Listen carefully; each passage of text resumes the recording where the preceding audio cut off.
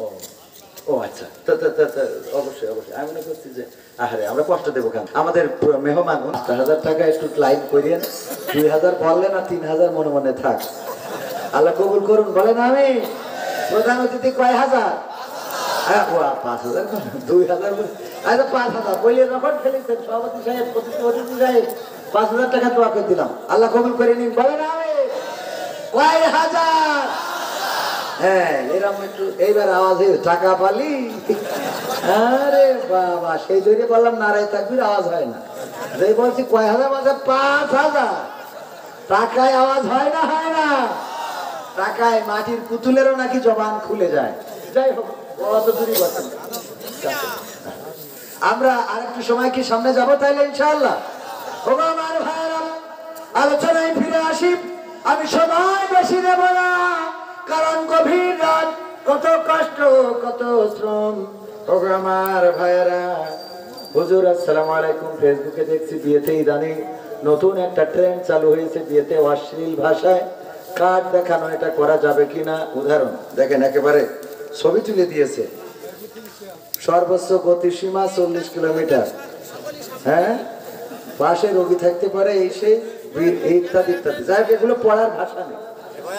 হ্যাঁ, এসপি ক্রিয়েশনের সাইফুদ্দিন সিয়াম, সে কি করেছে? বিয়ে করেছে, এগুলোই করেছে। এখন এগুলো নিয়ে আসলে কথা বলা দরকার, কারণ এক একটা অপসংস্কৃতি আমাদের দেশে চালু হয়। অপসংস্কৃতি চালু হয় না, হয় না? আগের সময় বিয়ের দিনে আমার মা বোনেরা একটু কাদা মাখামাখি করলেও পরে বিয়ের দিনটা বিকাল বেলায় বিষাদের উপনীত যে মেয়ে যাচ্ছে শ্বশুর বাড়িতে, কান্নাকাটি শুরু হয়ে যেত, যেন মর কান্না পড়ে যেত, ঠিক কিনা? আর এখন বিয়ের 3 দিন আগে ডিজে কুপাকুপি শুরু হয়, আর বিয়ের 3 দিন পরে শেষ হয়। কে কান্দে কে হাসে এটা বোঝার উপায় নেই, ঠিক না? ঠিক। এই যে ডিজের ট্রেন্ড চালু হলো, এটা কারা করলো? আমি বলেছি যারা ডিজে বাজায়, বিয়ের দিন যারা ডিজে বাজাবে ওই বাড়িতে করে ইমাম জানাজা পড়াতে যাওয়া যাবে না। ওই বাড়িতে যদি কেউ মারা যায় তার বাড়িতে করে দোয়ার অনুষ্ঠান করা যাবে না। বরং যেদিন ডিজে বাজাবে ওই দিন বলতে হবে, এরপরে তোমার বাড়িতে কেউ যদি মারা যায়, মারা যাওয়ার দিন আমার টাকায় ডিজে ভাড়া করে বাজাবো।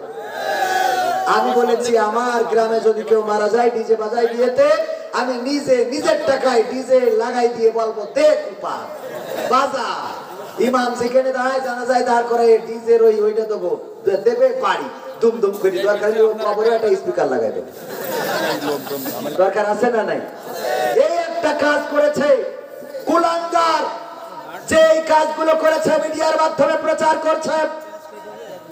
বিয়ে করেছে, স্ত্রী পাশে বসা, বিয়ের স্টেজে দেখলাম যে পেপারে প্রিন্ট করে নিয়ে গিয়েছে যে নতুন গাড়ি আসতে চালাবেন।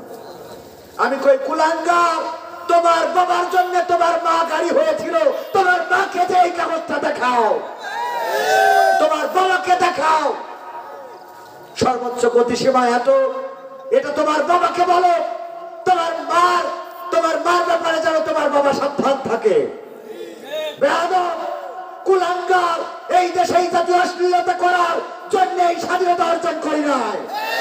এইগুলো যারা করছে তাদেরকে প্রতিহত করার সময়ের দাবি, বাংলাদেশ থেকে তাদেরকে ছুঁড়ে বঙ্গোপসাগরে নয় দাদার দেশে ফেলে দিতে হবে। বাংলাদেশের বঙ্গোপসাগরে তাদের থাকার কোনো অধিকার নাই। তুমি যে কথাগুলো লিখে তোমার বন্ধু অথবা বান্ধবীকে তুমি বরণ করতেছো, এই কথাগুলো তুমি তোমার মাকে দেখাতে পারবে, তোমার বাবাকে দেখাতে পারবে যে বাবা নতুন গাড়ি আসতে চালাবেন, বাবা গতিসীমা এত, বাবা চিৎকার চেঁচামেচির জন্য কম হয় কারণ পাশে রোগী আছে। তোমার বাবাকে যদি এটা বলতে পারো তাইলে আমার কোনো আপত্তি নাই, কারণ এইটা যে বলে সে কুলাঙ্গার সন্তান, সে কুকুরের সন্তান, মানুষের সন্তান হতে পারে না। মানুষের সন্তানের মধ্যে ভদ্রতা থাকবে, মার্জিত বোধ থাকবে। আমি ওই ভাইকে বলতে চাই যে করেছো আমার রাসূল তার আদর্শটা দেখো।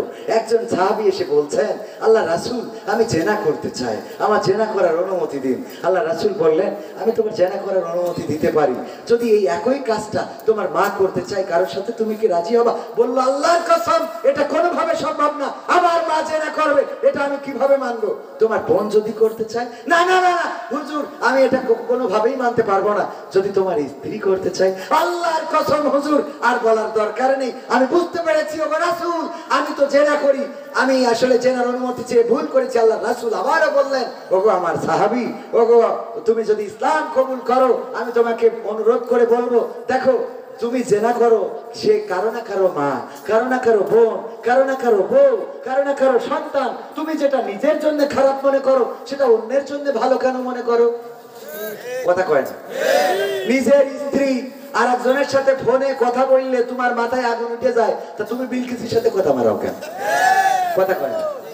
নিজের মাকে যেটা দেখাতে পারবা না, নিজের বোনকে যেটা দেখাতে পারবা না, নিজের দুলাভাইয়ের কাছে এটা দিলে পারবে কেউ দুলাভাইয়ের কাছে দিতে? যে দুলাভাই নতুন গাড়ি আসতে চালাবেন, নাউজুবিল্লাহ নাউজুবিল্লাহ বলবেন না? এই কাজগুলো যারা করে মিডিয়ায় প্রচার করছে, এই মিডিয়াগুলো বয়কট করা লাগবে। আমার তরুণ সমাজ, আমার যুব সমাজকে ধ্বংস করতে চায়। ভারত যেমন সিরিয়ালের অনুপ্রবেশ ঘটিয়ে তারা তাদের প্রোডাক্ট সব নিয়ে গেছে, কিন্তু সিরিয়াল এখনো নেয় না। কথা কয় না? এই সিরিয়াল এখনো নিল না। নিয়েছে? এই সিরিয়াল নেই নাই। আমাদের দেশে এইগুলো দিয়েছে এই জন্যে যেন নারীরা খারাপ হয়, পুরুষেরা খারাপ হয়, স্বামীর প্রতি যেন অনুগত না থাকে। ওগো আমার ভাইয়েরা, ওগো আমার বোনেরা, ওগো আমার মায়েরা, অশ্লীলতা থেকে ফিরে থাকতে হবে, এটাই আমার রাসূলের শিক্ষা। বিয়ে করে কিসের জন্য এটা সবাই জানে, কিন্তু এটা প্রকাশ্যের জন্য নয়, এটা গোপনীয়, এটা জানে না কেউ, এটা তো সবাই জানে। বিয়ে ভালোবাসার জন্য, বিয়ে আল্লাহ রাব্বুল আলামিন এটাই পৃথিবী টিকিয়ে রাখার জন্য নারী এবং পুরুষকে এইভাবেই তৈরি করেছেন, একে অপরের উপরে চাহিদা তৈরি করে দিয়েছেন, একজন আরেকজনের উপরে আকৃষ্ট হবে, এটাই স্বাভাবিক, এভাবে আল্লাহ তৈরি করেছেন। তা না হলে কোনো পুরুষ নিজে কষ্ট করে বিদেশে খেটে বউয়ের জন্য টাকা পাঠাইতো না। ভালোবাসা আছে বলে সারাটা দিন পরিশ্রম করে ঢাকাতে গোলমাল হচ্ছে, রিক্সা শ্রমিক তারা গাড়ি আটকাচ্ছে এবং বাস ট্রাক নির্বিচারে ভাঙচুর শুরু করে দিয়েছে। এরা আসলে রিক্সা শ্রমিক কিনা আমার তো মনে হচ্ছে এরা গুন্ডা পান্ডা কোন দলের দালালি করতেছে। তোর দাবি থাকলে দাবি আদায়ের জন্য রাস্তায় দাঁড়াইতে পারো, কিন্তু আমার প্রধান অতিথি এই এক্স করলা বা প্রিমিয়াম গাড়িটা নিয়ে যাচ্ছে, আপনি ভেঙে দলা করে দিলেন, ক্ষতিটা কার হলো? একজন ব্যক্তির হলো না? আপনি রাষ্ট্রের কি ক্ষতি করলেন? এই যে যারা ভাঙচুর করতেছে, আমি ওদের কথা কেন বলছি?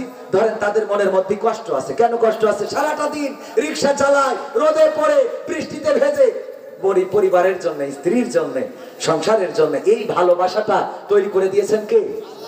আল্লাহ এই ভালোবাসা তৈরি করে দিয়েছেন, কিন্তু এই ভালোবাসা ব্যবহার করার জন্য আল্লাহ রাস্তা বলে দিয়েছেন। আল্লাহ যেমন খাবার হালাল করেছেন, গরুর গোশত খাওয়া হালাল না হারাম? কিন্তু সেটা চুরি করে খাওয়া হালাল নাকি হারাম? চুরি করে যদি মসজিদে দান করেন তাও কি হালাল হবে? ছাগলের গোশত হালাল, বিরিয়ানি খাওয়া হালাল, পোলাও খাওয়া হালাল, সব হালাল, কিন্তু এই হালাল ব্যবহার করার জন্য রাস্তা আছে না নাই? হালাল বলে আপনি চুরি করে কুরবানি দিতে পারবেন না, চুরি করে মসজিদে দান করতে পারবেন না। ও আমার ভাই, যে এই কাজ করেছে তার পায়ে হাত দিয়ে বলতে চায়, এই সমাজটা নষ্ট করবেন না। সেই কথাটা মাকে বলা যায় না, সেই কথাটা বোনকে বলা যায় না, সেই কথাটা আপনজনদের সামনে বলা যায় না, সেই কথাটা কেন মিডিয়ার সামনে আমার যুবক যুবতীদের দেখায় দেখায় বললে আল্লাহ তোমার হেদায়েত নসিব করে দিন, বলে না আমিন। এই কাজ যিনি করেছে তার হেদায়েত চাই, যদি হেদায়েত না হয় আল্লাহ যেন ধ্বংস করে দেয়। কারণ এই মিডিয়ার মাধ্যমে আগে আমাদের নাটক দিয়ে আমাদের মেয়েরা ফ্রক পরতো, থ্রি পিস পরতো, ভালো কাপড় পরতো, ঘুমটা দিত। আমাদের মিডিয়ার মাধ্যমে দেখানো হয়েছে যে ওইটা পরার দরকার নেই, প্যান্ট পরো আর শার্ট পরো। ওড়নাটারে এক পাশে দিয়েছে, গলায় পেঁচাইছে, এক এক করে করতে করতে ওড়না আউট হয়ে গেছে, শার্ট প্যান্ট ইন হয়েছে। এরপরে শুনলাম থ্রি পিস এখন নাই, টু পিস, কয়েকদিন পরে শুনবো ওয়ান পিস, এরপরে শুনবো নো পিস। এই নো পিস হবে না? হবে না? লজ্জা শরম আছে বলেন? আজকালকের ছেলেরা বই নিয়ে আর